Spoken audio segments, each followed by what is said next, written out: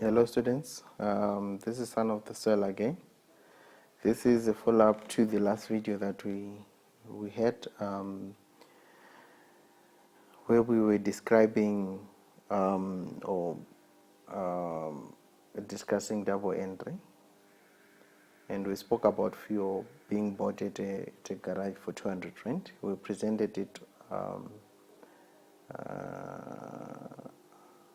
on our accounting equation and how it affects our accounting equation.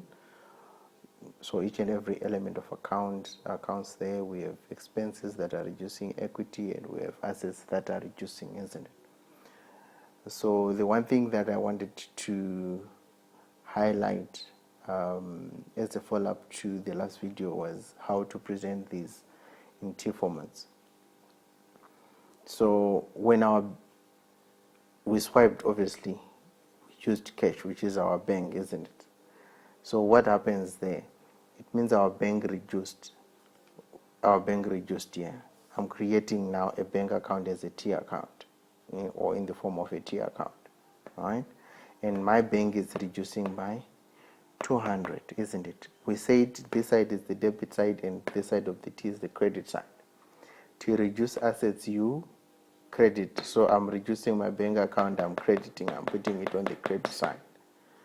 And then what's the other corresponding account there? It's fuel, isn't it? So I'm creating my fuel account here, isn't it? So my fuel account has 200. It's increasing. So I didn't have any fuel expense before I decided to, okay, let me rock up at the garage and buy fuel. So my fuel account is increasing, isn't it? So my fuel is going to be debited, meaning that it's increasing. It's an expense. To increase an expense, you debit. We spoke about it the last time, that to increase an expense, you debit, isn't it? So this T account in its own tells the whole story. You can look at it and then you have the whole or the full picture of what happened here. Fuel increased because I took money out of the bank and bought fuel. Okay. Or the bank gave the fuel account money. So the fuel account, obviously, this is fuel that you're buying. So it actually means that you have more fuel or you have fuel that you never had before, isn't it?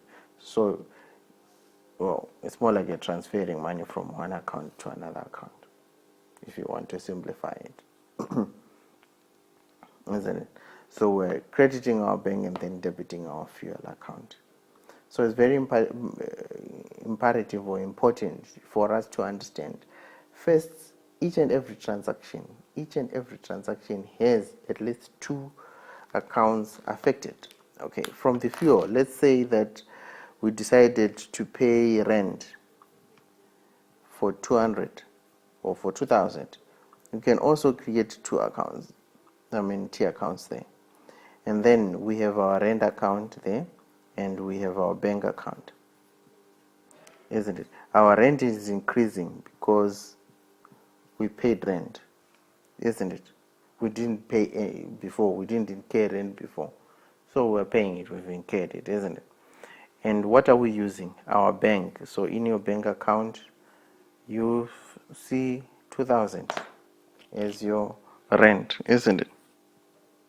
So it actually means that you have incurred rent for 2,000. Okay, let's give each other another example.